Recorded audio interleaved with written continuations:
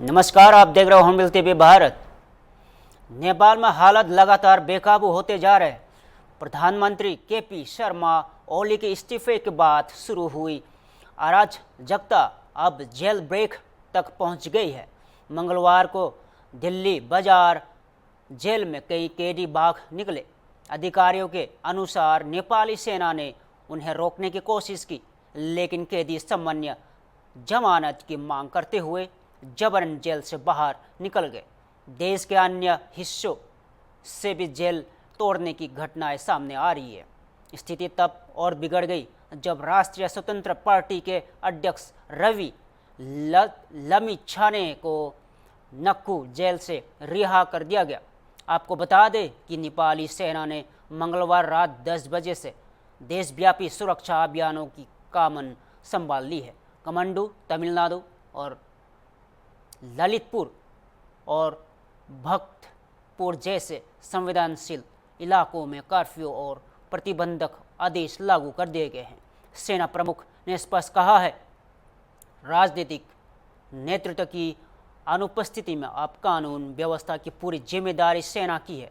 नेपाल में इस वक्त हालत अत्यंत तनावपूर्ण है। जेलों में बगदार, सड़कों पर हिंसा और सेना की तैनाती, पूरे देश एक गंभीर संकट के दौर में से गुजर रहा है।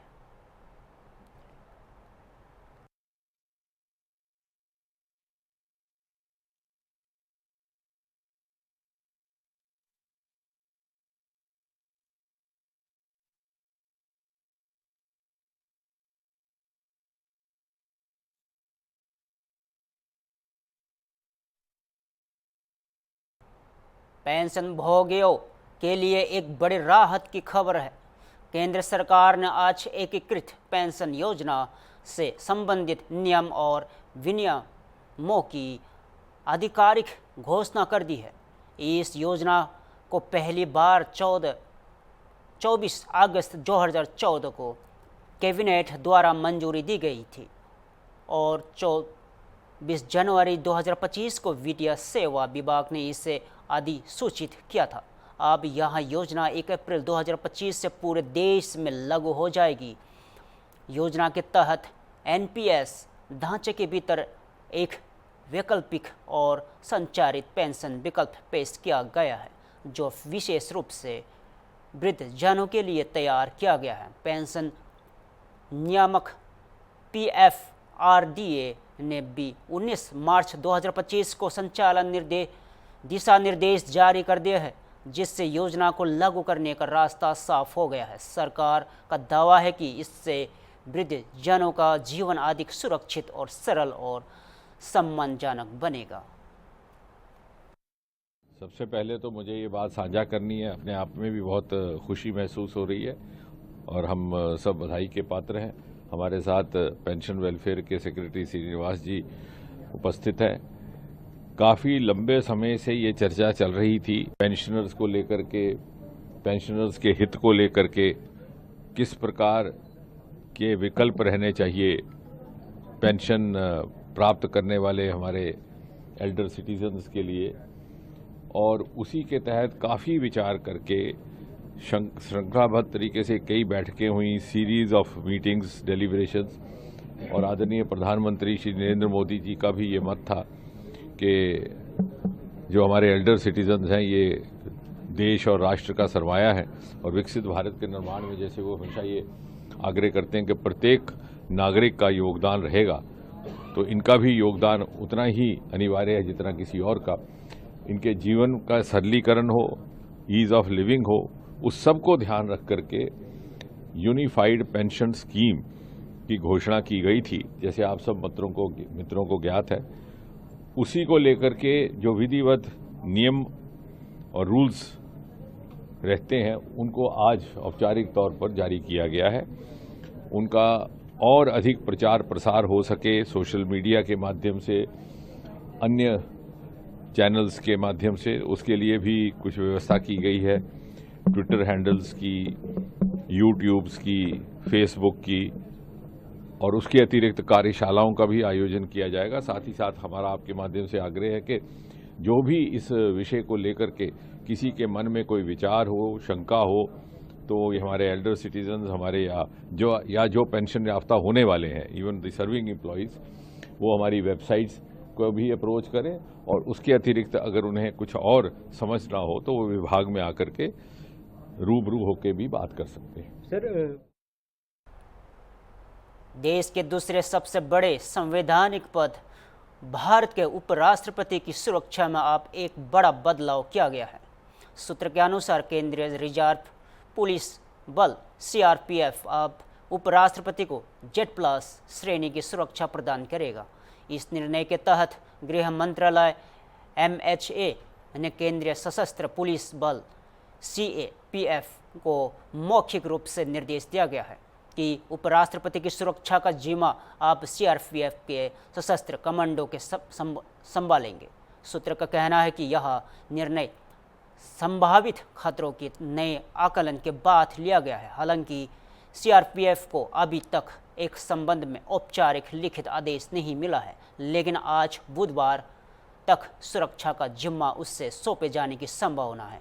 नए सुरक्षा ग्रिड के तहत दिल्ली पुलिस अब भी बाहरी सुरक्षा, परिधि, ड्यूटी और एंट्री कंट्रोल की जिम्मेदारी निभाएगी, जबकि CRPF का VIP सुरक्षा विंग उपराष्ट्रपति को निकट सुरक्षा क्लोज प्रोटेक्शन देगा। ये कमांडो विशेष रूप से प्रशिक्षित होते हैं और भारत के शीर्ष गणमान्य व्यक्तियों की सुरक्षा के लिए तैनात किए जाते हैं। आपको बता दें कि यहाँ कदम प्रधानमंत्री सुरक्षा ग्रिड की तर्ज पर एक और स्तरित सुरक्षा प्रोटोकॉल का हिस्सा है, जिससे यह सुनिश्चित किया जा सके कि उपराष्ट्रपति को हर समय पूर्ण सुरक्षा उपलब्ध हो।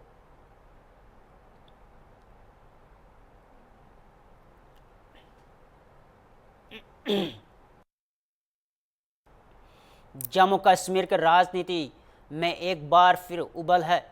पीपुल्स डेमोक्रेटिक पार्टी PDP की अध्यक्ष और पूर्व मुख्यमंत्री महबूबा मुफ्ती ने केंद्र शासित प्रदेश की प्रशासनिक कार्रवाई पर कड़ा हमला बोला है। महबूबा मुफ्ती ने बुधवार को डोडा से विधायक महाराज मालिक को जन सुरक्षा अधिनियम PSA के तहत हिरासत में लिए जाने की कड़ी आलोचना की है। उन्होंने इस कदम को हजरत बल दरगाह में हुई हालिया घटना में ध्यान भटकाने की रणनीति बताया।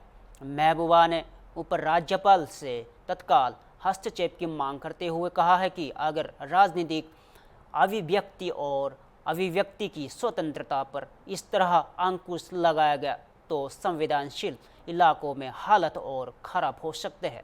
गौरतलब है कि हजरत बल दरगाह की घटना के बाद घाटी में राजनीतिक और सामाजिक स्तर पर अस्थिरता महसूस की जा रही है और इसी बीच एक विधायक को PSA में बंद करना कई सवाल खड़े कर रहा है। सुनिए।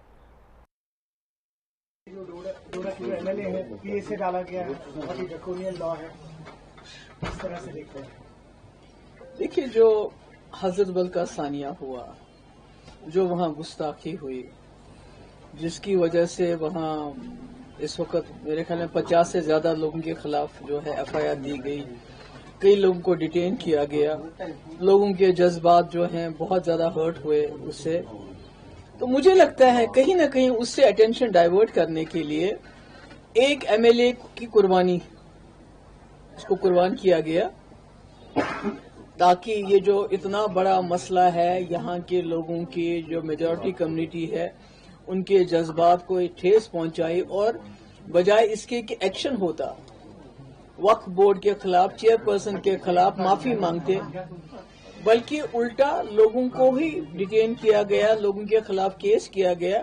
तो ऐसे में समझती हूँ जो महराज मलिक साहब हैं, हो सकता है उन्होंने कोई जबान की तलखी इस्तेमाल की हो, कोई ऐसे एब्यूसिव लैंग्वेज भी हो सकता है, मगर कहीं भी मतलब पब्लिक सेफ्टी एक्ट एक MLA वो भी लगाना और उसके बाद इसलिए लगाना कि उसने कोई तलखलामी की, तो ये तो सीधे लगता है कि ये कश्मीर में जो सिचुएशन हो गई थी, जो लोगों के जज्बात मजरूह हो गए, जो यहाँ पर हजरत बल में सानिया हुआ, उससे किसी न किसी तरीके से अटेंशन डाइवर्ट करना चाहते थे। और आज जबकि डोडा में सैलाब की वजह से वहां भी बहुत तबाही हुई है, क्लाउड बर्स्ट हुए हैं, जमीन खिसक गई है, पानी की बौछार हुई है, उसकी तरफ ध्यान दिया होना चाहिए। बल्कि उल्टा वहां जो एमएलए इसके बारे में आवाज उठाता है, बात करता है, मे बी उसके से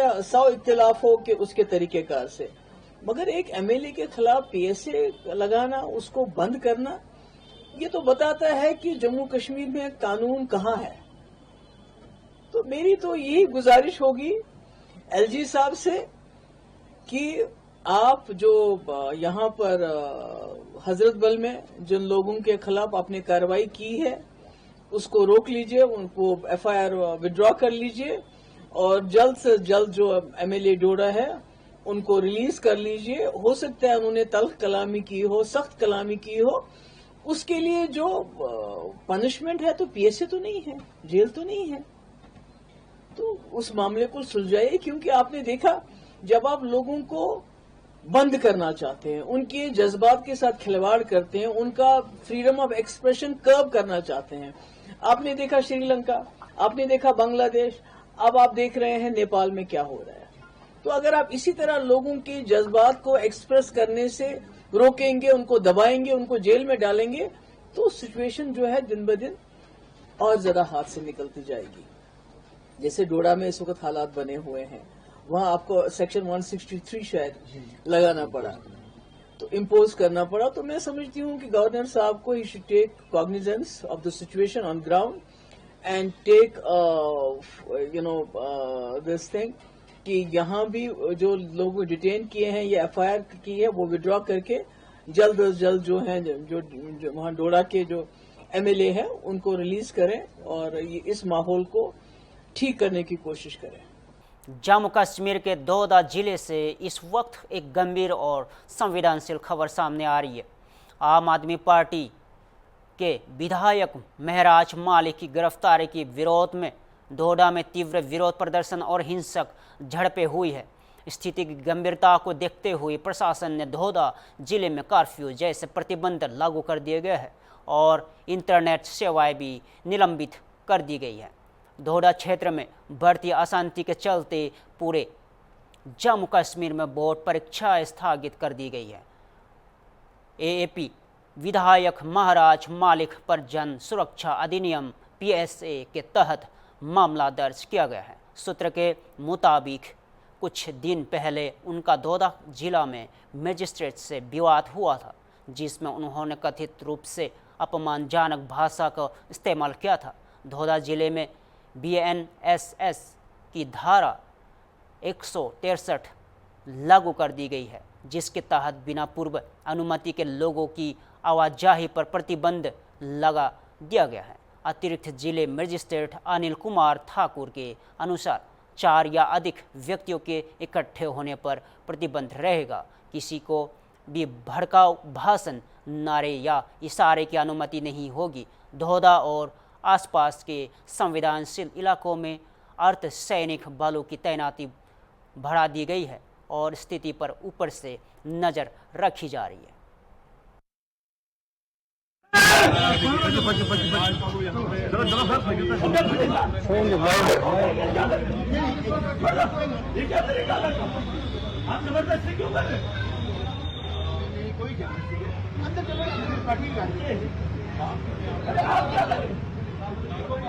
अरे छोड़ दो, अरे क्या कर रहे हो? अरे आपकी ड्यूटी है, मैं मानता हूँ, लेकिन जिस तरह से आपको इस्तेमाल किया जा रहा है आपको नहीं, मैं छू गया आपका क्या? ये आप मुझे बताओ, मुझे क्यों नहीं जाने दिया? देखिए गाड़ी में साथ जाएंगे हम, हमारी गाड़ी साथ जाएगी। चलो नहीं, आप क्या कर रहे हो? नहीं नहीं चलो तो ठीक है, साथ में जाएगी। अरे मुझे जाने दो, क्या अंदर जाओ तो चलो, मानो हमारी बात मुझे कॉन्स्टिट्यूशन चलेंगे साथ मानना। तो मतलब प्रोटेस्ट खत्म हो गया। कैसे भेज रहे हो आप? ये क्रिएट कर रहे हो, एडमिनिस्ट्रेशन खुद क्रिएट करने में उतरी है। आप एक पब्लिक रिप्रेजेंटेटिव को इस तरीके से कर रहे हो तो पब्लिक क्या कहेंगे? क्या मैसेज है आपका? अरे आवाम को बोल दीजिए, ये जो तानाशाही है, ये आवाम के साथ जो जुल्म है, ये इनका। पंजाब के बाढ़ प्रभावित इलाकों के लिए प्रधानमंत्री नरेंद्र मोदी द्वारा 1600 करोड़ रुपए की राहत पैकेज की घोषणा को लेकर अब सियासत तेज हो गई है। इस घोषणा पर प्रतिक्रिया देते हुए पंजाब कांग्रेस अध्यक्ष अमरिंदर सिंह राजा वरिंग ने इस पैकेज को समुद्र में एक बूंद बताया है। उन्होंने सवाल किया है कि अगली फसल की तैयारी कैसे होगी, गाद और कौन हटाएगा, ढह हुए घरों में और मवेशियों की भरपाई कौन करेगा, मजदूरों के रोजगार का क्या होगा। वरिंग ने कहा कि यह राहत पैकेज पर्याप्त नहीं है और इसे पंजाब की जनता के साथ मजाक करार दिया। प्रधानमंत्री नरेंद्र मोदी ने मंगलवार को पंजाब दौरे पर राहत पैकेज की घोषणा की थी, लेकिन विपक्ष का कहना है कि जमीनी हालत के मुकाबले यहां राहत अपर्याप्त है। कैसे देखते हैं आप इसे? देखो 1600 करोड़ रुपए का ये तो वो बात हुई कि ऊंट के मुंह में जीरा। तबाही होगी, 4.5 लाख एकड़ चली गई हमारी जमीन, 2.5 लाख से ऊपर हमारे पशु प्रभावित हुए, कमरे गिर गए, घर गिर गए, लोग मर गए, घरों में पानी चला गया, बहुत भारी नुकसान हुआ है। अभी सिल्ट चली गई खेतों के अंदर, तो 1600 करोड़ से कुछ नहीं होगा। अभी तो पता चलेगा 1600 करोड़ का ऐलान किया है, आपने काय के लिए पैसा दिया है। जब पैसा आएगा तब पता चलेगा कि वो काय के लिए। सोना ये भी कहा है कि हम किसान निधि योजना के तहत किसानों के खाते में 6000 रुपए की रकम एडवांस डाल देंगे। क्या होगा उससे? आप हमारी रकम जो 4 महीने बाद मिलनी थी वो आप हमें एडवांस डाल दोगे। हमारा 70,000 की फसल का तो नुकसान हो गया। जो इस बार जो अगली गेहूं की फसल है उसका क्या करेंगे हम? सिल्ट कौन उठाएगा? तेल कौन देगा? मोटर जो चलेगी खेत में लगी वो कौन देगा? कमरा चला गया वो कौन देगा? पशु चला गया वो कौन देगा? मजदूरों को जो काम मिल रहा था 1500 1000 रुपए दिहाड़ी, उनको 100 रुपए को नहीं लेके जाता, उनके घर का खर्चा कौन देगा? और ये मजाक वाकया में ही हमारे साथ मजाक हुआ। मेरे को लगता था कि आज पंजाबियों का दिल जीत लेंगे, क्योंकि नफरत करते हैं बीजेपी से पंजाब के लोग, नफरत करते हैं प्रधानमंत्री जी से, क्योंकि हमारे को आज तक हमारे को एमएसपी की गारंटी नहीं मिला है। हमें तो ये था कि आज प्रधानमंत्री जी आ गए, आज पंजाबियों को खुश करके जाएंगे, कम से कम 50,000 करोड़ तो देते। आज अखबारों में एक पुरानी खबर और फ्रंट पेज की न्यूज घूम रही है और उसमें लिखा है, राजीव गांधी की फोटो है, अजीत अखबार है यहाँ का ट्रेडिशनल 1988 का अखबार है, तो वो घूम रहा है सोशल मीडिया पे। 1 अरब का मदद उस समय 1988 में राजीव गांधी ने की थी, तब कोई सरकार नहीं थी, तो मदद इसलिए की। और पानी भी इतना नहीं था। लोग बताते हैं कि 1988 से अब ज्यादा डबल पानी आया है। तो 1200 करोड़ रुपया देश के प्रधानमंत्री डॉक्टर मनमोहन सिंह ने दिया था जब मिस्टर जाखड़ यहाँ के ऑपोजिशन लीडर थे। तो ये कौन सी राहत हुई? हेलीकॉप्टर से घूमो, 15 बंदों को मिलो, अपने ही लोगों के मिलके राहत घोषित कर दो। लोग ऐसे काम नहीं चलेगा। आप कहोगे कि एनवायरनमेंट की वजह से, आपकी माइनिंग की वजह से, तो आप क्या कर रहे थे? एनवायरनमेंट क्लियरेंस कौन देता है? केंद्र सरकार देती है। अगर आपके बिना पूछे माइनिंग क्लियरेंस के बिना हुई है तो पकड़िए, अगर क्लियरेंस ली है तो फिर आप जिम्मेदार हैं। 11 साल से क्यों नहीं देख रहे थे? आपको नजर क्यों नहीं आया पंजाब? मगर वरिंग साहब, आपने भी के हालात जायजा। फिलहाल के लिए इतना ही। ताज़ा खबरों के लिए बने रहिए हम टीवी भारत के साथ।